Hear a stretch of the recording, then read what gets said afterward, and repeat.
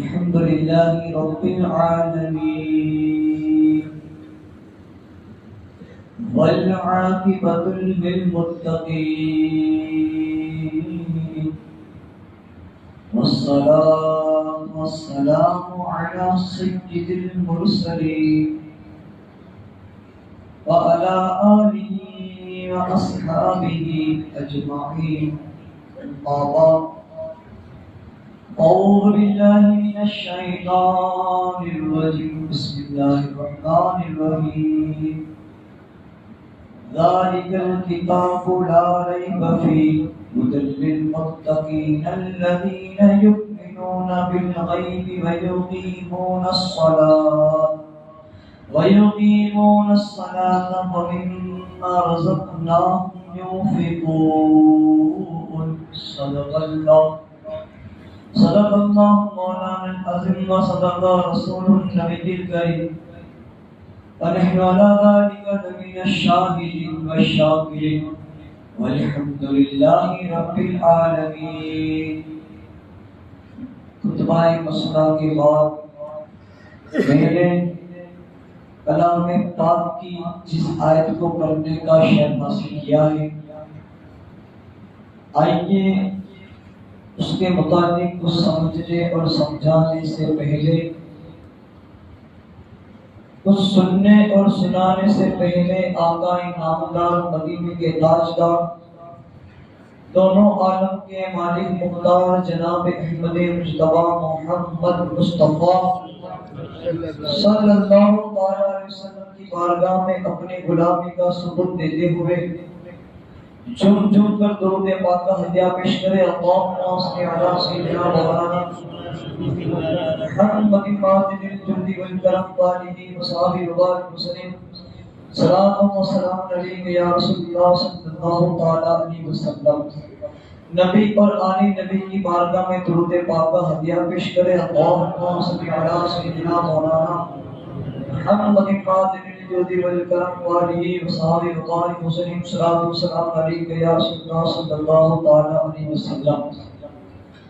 رب تبارک و تعالی کلام پاک کے اندر ارشاد فرماتا ہے، ذالک الکتاب لا ریب فیہ هدى للمتقين الذين يؤمنون بالغیب ويقيمون الصلاة ومما رزقناهم ينفقون. وہ بلند رتبہ کتاب قرآن جس میں کوئی شک نہیں اور اس میں ہدایت والوں کے لیے ڈر ہے، متقیوں کے لیے، اور جو دین دیکھے، ایمان لائے اور انہوں نے نماز قائم رکھی اور اللہ کی دی ہوئی روزی کو جو ہے اللہ کی راہ میں اٹھائے. اس آیت کے اندر رب تبارک و تعالیٰ نے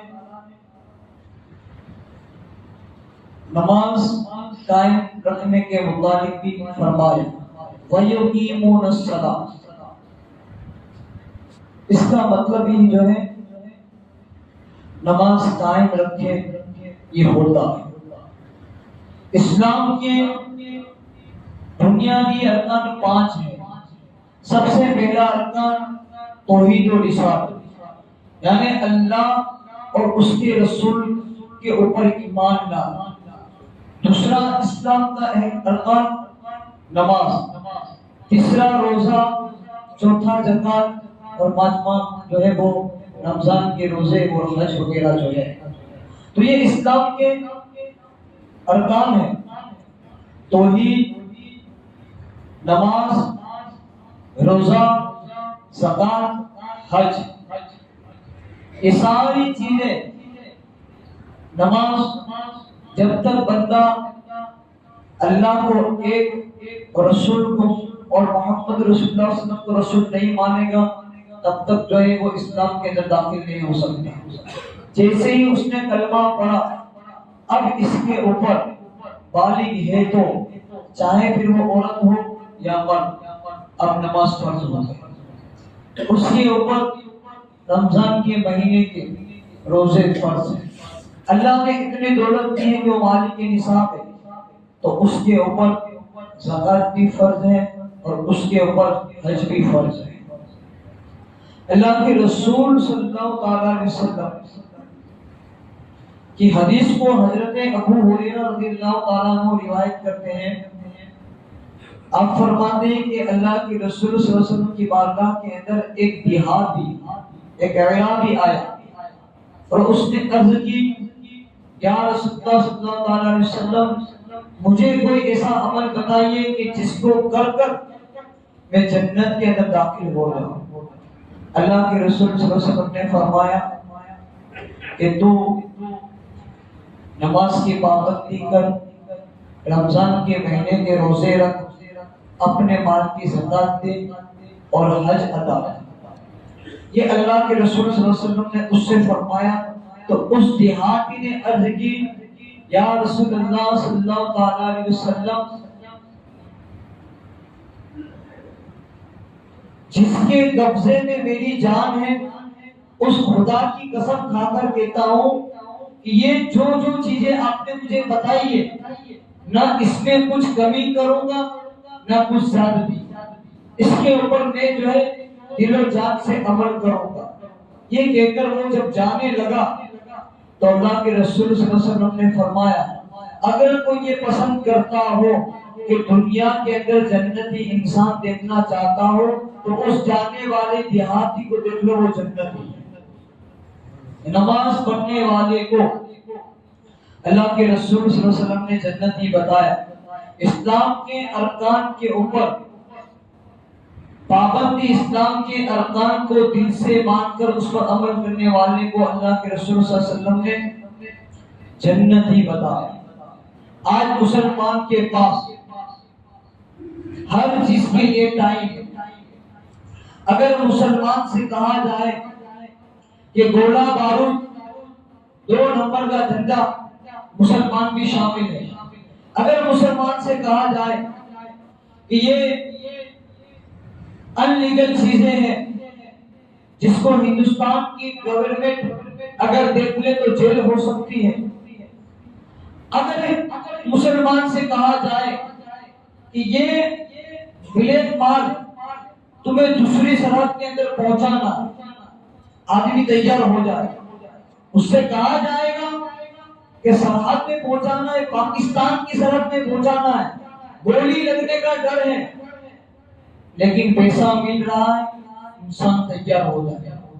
ڈرگس بیچنا ہے، ہیروئن، گانجا، شراب، ہتھیار وغیرہ، جو یہ 2 نمبر کے دھندے ہیں، اس کے اندر مسلمان پیسہ اس میں زیادہ ملتا ہے، پیسہ اس میں جلدی ڈبل ہو جاتا. اس غرض سے رزق اتنا لے گا کہ اپنی جان جو ہے وہ جوخم میں ڈال دے گا، لیکن وہ کام وہ کرے. اس میں مال ہے، دولت ہے، لیکن حرام حلال کی نہیں. اس میں دولت ہے لیکن برکت نہیں. تو یہ چیزیں کرنے کے لیے، ان کاموں کو کرنے کے لیے مسلمان کو کبھی کبھی ذلیل بھی ہونا پڑتا ہے، کبھی کبھی اپنی جان جو ہے وہ داؤ پر لگانی پڑتی ہے، لیکن پھر بھی مسلمان تیار ہو جاتا ہے. بھلے رسک دے، بھلے یہاں سے پاکستان کی سرحد پہ جانا پڑے، بھلے یہاں سے دبئی جانا پڑے، بھلے دیو سے مجھے بوٹلیں جو ہے ویرار میں یا یہاں پہنچانی پڑے، کرے گا. 50,000 کا مال اگر دیو کے باہر یا پولیس کی چیکنگ ہوتی ہوئی بھی اسے ویرار میں پہنچانا ہے یا دوسری جگہ پہنچانا ہے، وہ پہنچا دے گا. شراب کی بوتلیں وغیرہ رسک لے لے گا، سمجھ رہے ہیں، رسک لے لے گا. اگر اس سے کہا جائے، اور اکثر یہ دندے رات کو ہی ہوتے ہیں، نیند قربان کر کر یہ دندے اکثر ہوتے ہیں، اس کے لیے بھی یہ تیار ہو جائے، دین کو بھی کرے گا، دین کو بھی تیار ہو جائے، رزق لے لے گا ان کاموں کو کرنے کے لیے. لیکن اگر اسی مسلمان سے کہا جائے صرف فجر کی 2 رکعت مسجد میں چل کر پڑھنی ہے، نہیں آئے گی. ظہر کی صرف 4 رکعت فرض پڑھنی ہے، نہیں آئے گی. عصر کی 4 رکعت فرض پڑھنی ہے، نہیں آئے گی. مغرب کی صرف 3 رکعت فرض پڑھنی ہے، نہیں آئے گی. عشاء کی صرف 4 رکعت فرض پڑھنی نہیں آئے گا۔ اب وہی مسلمان اگر اسے 2 نمبر کا مال دے کر دبئی بھیجا جائے، سعودی بھیجا جائے تو جائے گا، وہاں سے سونا لے کر 2 نمبر کا وہ یہاں بھی آئے گا، لیکن اس کے پاس نماز کے لیے ٹائم نہیں ہے۔ آدھی رات کو اگر کوئی دوست فون کر دے، پورا دن تھکا ہوا ہو، رات کو سویا ہو، کسی دوست کا فون آ جائے 12 بجے یا 1 بجے کہ بھائی اچانک پارٹی کا پروگرام ہو گیا، ساسن فارم میں جانا ہے یا کسی اور کی باری پر جانا ہے، بریانی رکھی ہے، شباب کباب سب ہے، وہ دوست بھی ہے، یہ دوست بھی ہے، اٹھے گا، نہائے گا، دھوئے گا، پارٹی کے اندر رات کو 2 بجے جانے کے لیے تیار ہو جائے گا۔ لیکن وہی مسلمان 2 رکعت فرض نماز ادا کرنے کے لیے مسجد کے اندر فجر کے وقت نہیں آئے گا۔ آج ہمارے مسلمانوں کے پاس یہاں سے اگر انہیں کرکٹ کھیلنا جانا ہو، ہمارے مسلمانوں کے پاس ٹائم ہے۔ پٹن سے اگر تھار کے اوپر کرکٹ کھیلنے کے لیے آنا ہو، ہمارے مسلمانوں کے پاس ٹائم ہے۔ 1 گھنٹہ یا 45 منٹ پب جی گیم کے اندر، فری فائر کے اندر، دوسرا کیا ہو تبتی، پتہ نہیں ان کے لیے کتنا ٹائم لگتا ہے، تو ان سب گیموں کے لیے بھی اس کے پاس ٹائم ہے۔ کرکٹ میں تو کتنے گھنٹے لگ جاتے ہیں، جیسی اوور ویسی گیم ہے نا،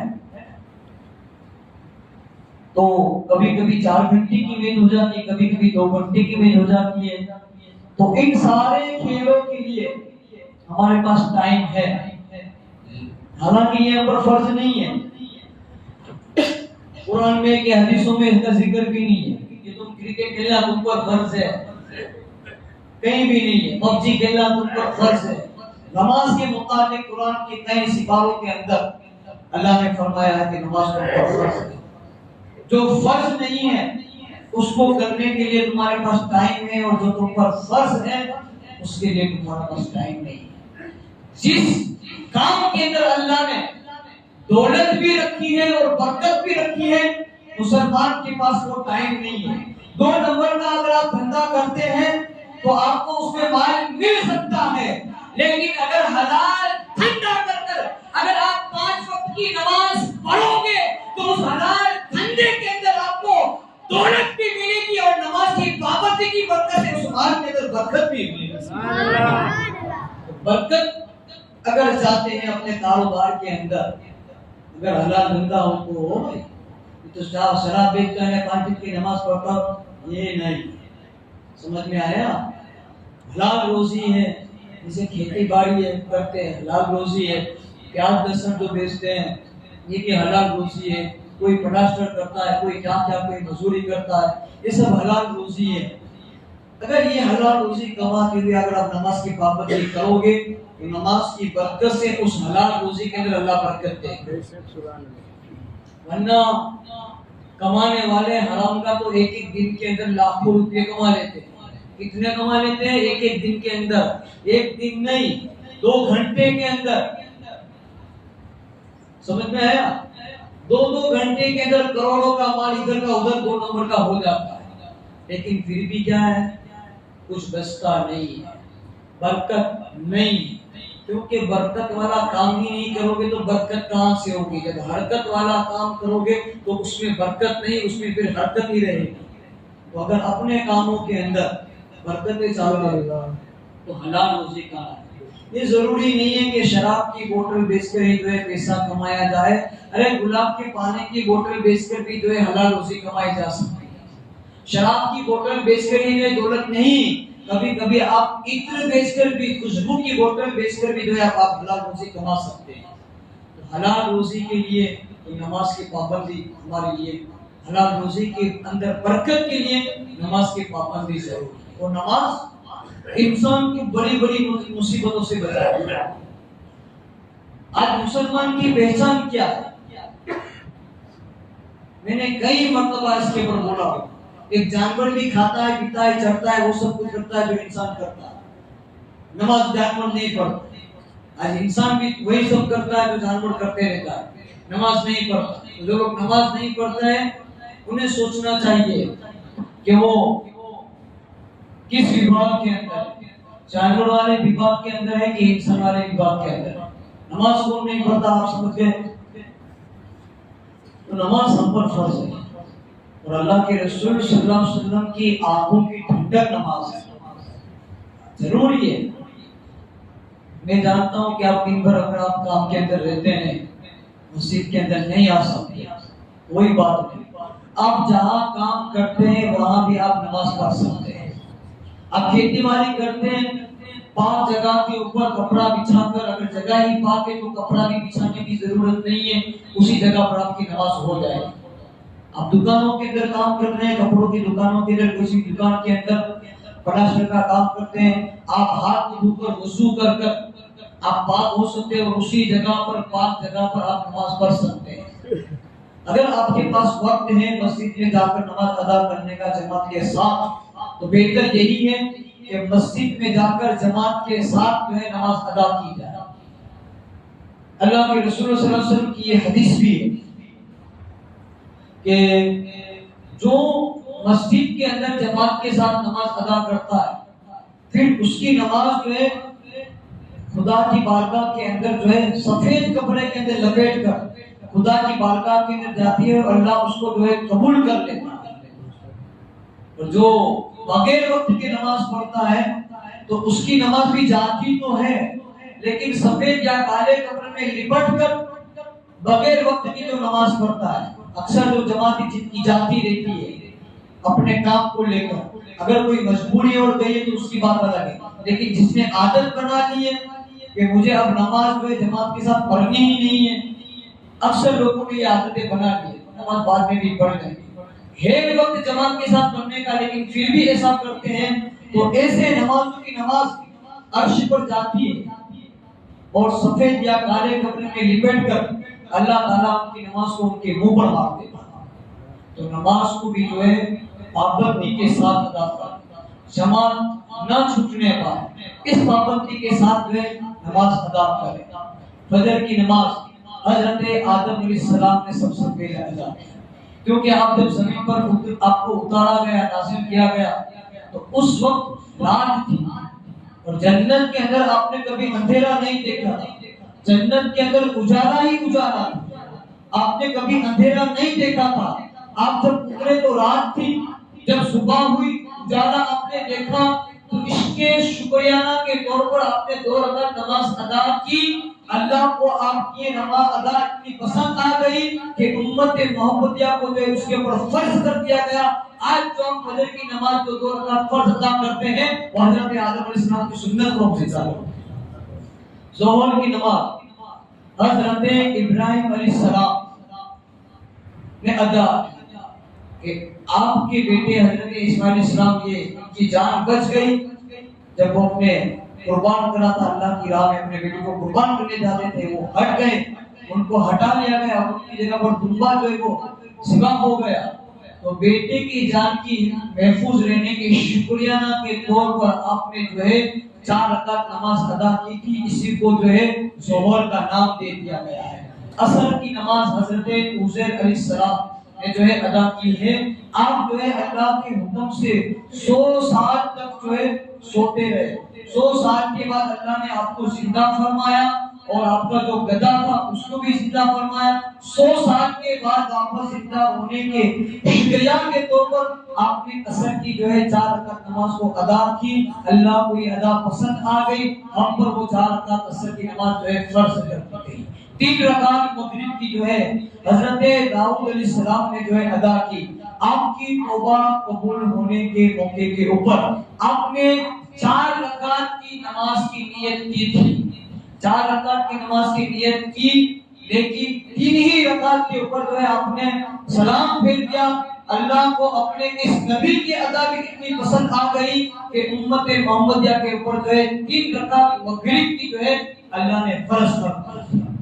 اور عشاء کی نماز ہمارے آقا صلی اللہ علیہ وسلم کی خصوصیات میں سے ہے۔ عشاء کی نماز ہمارے نبی صلی اللہ علیہ وسلم نے ادا کی تھی۔ اللہ کے رسول صلی اللہ علیہ وسلم نے اس عشاء کی نماز کو ادا کیا ہے، اور مسلمانوں امت محمدیہ کے لیے یہ نماز جو ہے خاص ہونی چاہیے۔ اور اللہ کے رسول کے اوپر تو تہجد کی نماز بھی فرض تھی۔ اگر آپ کو پتا نہ تو آپ کو بتا دوں، اللہ کے رسول صلی اللہ علیہ وسلم کے اوپر تہجد کی نماز بھی فرض تھی۔ تو یہ پانچوں نمازیں اس طرح سے انبیاء کرام علیہ السلام نے اپنی زندگی کے اندر ادا کی، اور اللہ کو یہ ادائیں پسند آ گئی، اور اللہ نے ہم پر جو ہے ان نمازوں کو جو ہے ہم پر فرض کر دیا گیا ہے۔ تو آج اگر ہم پانچوں نمازوں کی پابندی کریں گے تو ہم ان نمازوں کی پابندی کر کر ہم اللہ کو بھی راضی کر لیں گے اور اس کے نبیوں کو بھی ہم راضی کر لیں گے۔ تو نماز کی مسلمانوں پابندی کرو، بے حساب نماز کی برکتیں ہیں۔ حضرت نوح علیہ السلام نے سارے 900 سال تک جو ہے دین کی تبلیغ کی، سارے 900 سال تک جو ہے لوگوں کو آپ سمجھاتے رہے، لوگوں کو خدا کی راہ آپ بتاتے رہے۔ سارے 900 سال کے بعد جب آپ نے حساب کیا تو تونتے یا چمتے جو ہے لوگ جو ہے صرف مسلمان بنے تھے، صرف تونتے یا چمتے انسان ہی جو ہے اسلام لائے تھے، ایمان لائے تھے۔ آپ کو جلال آ گیا، آپ کو غصہ آ گیا کہ میں نے سارے 900 سال تک جو ہے دین کی جو ہے خدمت کی، اللہ کی دین کی تبلیغ کی، لیکن پھر بھی تونتے یا چمتے لوگ ہی جو ہے اسلام قبول کیا ہے، تونتے یا چمتے لوگ جو ہے خدا کو اپنایا ہے، خدا کے اوپر ایمان لائے ہیں۔ آپ جلال کے اندر آ جاتے ہیں، خدا کی بارگاہ کے اندر دعا کرتے ہیں، اے میرے پروردگار، جو تجھ کو نہ مانے، جو تیری عبادت نہ کرے، اس کو زمین پر رہنے کا حق نہیں ہے۔ آپ نے یہ دعا فرمائی، آج ہم بھی دعا کرتے ہیں، لیکن قبول جو ہے کبھی کبھی جلدی ہو جاتی ہے، کبھی کبھی دیر سے ہو جاتی ہے۔ روایتوں کے اندر آتا ہے کہ آپ نے جب دعا کی تو 40 سال کے بعد وہ آپ کی دعا قبول ہوئی۔ 40 سال کے بعد حضرت جبرائیل علیہ السلام جو ہے زمین پر آتے ہیں، آپ کی بارگاہ کے اندر آتے ہیں، اور 40 کھجوریں لے کر جو ہے حضرت جبرائیل علیہ السلام جو ہے نوح علیہ السلام کے پاس آتے ہیں اور ان سے عرض کرتے ہیں کہ ان کھجوروں کو آپ تناول فرما لیجئے۔ آپ نے ان 40 کھجوروں کو کھایا، کھانے کے بعد جب اس کے وہ بیج، جب اس کے وہ ٹھولیے جو ہے زمین پر پھینکنے والے تھے تو حضرت جبرائیل علیہ السلام نے عرض کی کہ انہیں سنبھال کر رکھے، ان کو پھینکا نہ جائے بلکہ ان کو زمین کے اندر ہم بوئے جائیں گے۔ تو ان 40 کھجوروں کے جو ہے بیج کو بویا گیا، پھر ان کے بڑے بڑے درخت بنے، ان کے بڑے بڑے درخت بنے۔ جب درخت بن گئے حضرت جبرائیل علیہ السلام نے کہا کہ اب اس درخت کو کاٹ کر جو ہے اس کے تختے بنائے جائیں۔ کہا تختے کیوں بنائے جائیں؟ کہا کہ اللہ جو ہے آپ کی امت کے اوپر طوفان بھیجنے والا ہے، آپ کی قوم کے اوپر طوفان بھیجنے والا ہے۔ آپ نے جو دعا کی تھی قوم کی ہلاکت کی، وہ دعا قبول ہو گئی ہے، اور یہ کھجور کی جو درخت ہے اسے کاٹ کر آپ تختے بنائے اور کشتی بنائے۔ 1 لاکھ کموں میں 24,000 یا 2 لاکھ کموں میں 24,000 اس کشتی کے لیے جو ہے اس درخت سے جو ہے تختے بنائے گئے، اور ان سارے تختے کے اوپر جتنے بھی انبیاء کرام تھے ان کے نام لکھے گئے۔ اور روایتوں کے اندر آتا ہے، علماء کرام فرماتے ہیں کہ ان میں 4 ایسے تختے تھے جن تختوں کے اوپر جو ہے میرے نبی کے 4 یار، یعنی پہلے تختے کے اوپر حضرت ابو بکر صدیق رضی اللہ تعالیٰ عنہ کا نام لکھا گیا، دوسرے تختے کے اوپر کشتی کے جو ہے حضرت فاروق اعظم کا نام لکھا گیا، تیسرے تختے کے اوپر حضرت عثمان غنی رضی اللہ تعالیٰ عنہ کا نام لکھا گیا، اور چوتھی اس کشتی کے تختے کے اوپر مولا کائنات علی مرتضیٰ کا نام لکھا گیا۔ کشتی جب آپ بنا رہے تھے، نوک جسے ہماری بھاشا کے اندر کھلی بھی کہتے ہیں، کل بھی اس کو کہتے ہیں، کل لی اور ہتھوڑی لگائی، اتنے میں ایک بوڑھی عورت آئی، کہا اے اللہ کی نبی آپ کیا کر رہے ہیں؟ کہا میں کشتی بنا رہا ہوں۔ بولا یہ کشتی کیا ہوتی ہے؟ اس زمانے کے اندر پہلی مرتبہ دنیا کے اندر یہ پہلی کشتی بن رہی ہے، اس سے پہلے کسی نے کشتی بنائی نہیں۔ کہا میں کشتی بنا رہا ہوں۔ کہا کس لیے؟ اللہ کا عذاب آئے گا، لوگ ہلاک ہو جائیں گے۔ وہ بڑھیا تھی، اس نے کہا جب طوفان آئے تو مجھے آپ اپنے ساتھ لے جائیں۔ آج ہمارے پاس دیکھیے فیس بک پر، انسٹاگرام پر، واٹس ایپ پر، ساری اپلیکیشنوں کے اوپر ہمیں ہمارے دوستوں سے بات کرنے کے لیے ہمارے پاس ٹائم ہے، لیکن گھر کے اندر جو ہمارے بوڑھے ماں باپ جو بیٹھے ہوئے ہیں ان سے بات کرنے کے لیے ہمارے پاس ٹائم ہے۔ تو اپنے ماں باپ کی قدر کریں، ان کو بھی جو ہے آپ اپنا وقت دیں، ان سے بھی بات کریں۔ بڑی امیدیں رکھتے ہیں، بڑی چاہتے رکھتے ہیں کہ ہمارا بچہ جو ہے ہم سے بات کرے، لیکن بچہ جو ہے وہ دن بھر موبائل کے اندر کھویا رہتا ہے۔ تو بوڑھی عورت آئی، آپ سے بات کی، آپ نے اس سے بات کی۔ اب بوڑھے انسان ہوتے ہیں تو کبھی کبھی ان کی عقلیں جو ہے وہ چلی جاتی۔ تو یہ ماجی جو تھے، یہ بوڑھی عورت تھی، وہ بار بار آتی، طوفان آیا کہ نہیں آیا، چلی گئی، پھر آیا، طوفان آیا کہ نہیں آیا، پھر چلی گئی، بار بار آتی، بار بار جاتی۔ آپ جلال کے اندر آ جاتے حضرت نوح علیہ السلام، کہاں ابھی نہیں آیا ہے، جب آئے گا تب تمہیں جو ہے بتایا جائے گا۔ حضرت جبرائیل علیہ السلام آتے ہیں خدا کا پیغام لے کر، کہا ہے اللہ کے نبی وہ عورت آپ سے پیار کرتی ہے، اپنے دل کے اندر آپ کی محبت رکھتی ہے، اب جائیے اور اس کو راضی کیجیے اور اسے کہیے کہ اب جب طوفان آئے گا تو تجھے آنے کی ضرورت نہیں ہے، بلکہ اللہ کا نبی خود تجھے خبر دینے کے لیے آئے۔ اب جب طوفان، اب یہ ضروری نہیں ہے کہ طوفان جو آئے وہ ندی سے آئے یا سمندر سے آئے۔ نوح علیہ السلام کی قوم کے اندر جو طوفان آیا تندور کے اندر سے آیا، چولہا جسے ہم کہتے ہیں ہماری بھاشا میں، چولہے کے اندر سے وہ پانی کا چشمہ ابھرا اور اتنا بڑھتا گیا، اتنا بڑھتا گیا، اتنا بڑھتا گیا کہ پورا سیلاب جو ہے اسی طوفان سے ہوگا، پوری دنیا میں فنا ہو گئی۔ جتنے بھی لوگ تھے، وہ لوگ جو حضرت نوح علیہ السلام پر ایمان لائے تھے، وہ کشتی کے اندر سوار ہو گئے، وہ بچ گئے، وہ ایمان والے بچ گئے۔ ان کے علاوہ جتنے بھی لوگ زمین کے اوپر تھے، سارے کے سارے لوگ جو ہے فنا ہو گئے، سب برباد ہو گئے۔ طوفان آیا، اس نے اپنی تباہی مچائی۔ طوفان آنے کے بعد، طوفان کے رکنے کے بعد، جب حضرت نوح علیہ السلام واپس اپنے شہر کے اندر آتے، اسی گاؤں کے اندر آتے، تو ان کو یاد آیا کہ میں نے جو ہے اس بوڑھی عورت سے وعدہ کیا تھا کہ جب طوفان آئے گا تو میں تمہیں لینے کے لیے آؤں گا، تمہیں خبر کر دوں گا، لیکن میں تو بھول گیا، نہ جانے اب اس کا کیا ہوا ہوگا۔ جیسے ہی حضرت نوح علیہ السلام اس کے گھر کے قریب جاتے ہیں تو کیا دیکھتے ہیں کہ اس بوڑھی عورت کا گھر سلامت ہے اور گھر کے اندر وہ نماز کی حالت ہے۔ جیسے ہی دیکھا نماز پڑھ رہی ہے، اس نے سلام پھیرا، کہا آپ مجھے لینے کے لیے آ گئے، طوفان آیا کیا، طوفان آنے والا ہے کیا؟ بوڑھی عورت سے کہا مائی طوفان آ بھی گیا اور جو ہے اپنی تباہی مچا کر چلے بھی گئے، تمہیں کتنا وقت ہوا؟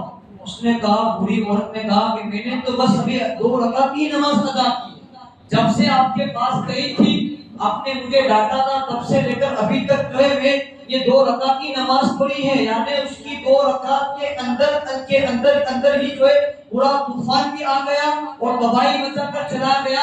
روایت کے اندر آتا ہے، علماء کرام فرماتے ہیں کہ اللہ تعالیٰ نے اس بوڑھی عورت کے گھر کو جو ہے عرش پر اٹھا لیا، اور نماز کی برکت سے، اللہ کے نبی کی محبت کی برکت سے، اللہ پر یقین رکھنے کی برکت سے، نماز کی برکت سے اللہ نے اس بوڑھی گھر کی بھی جان بچائی اور بڑے بڑے طوفانوں سے اس کے گھر کی حفاظت بھی کی۔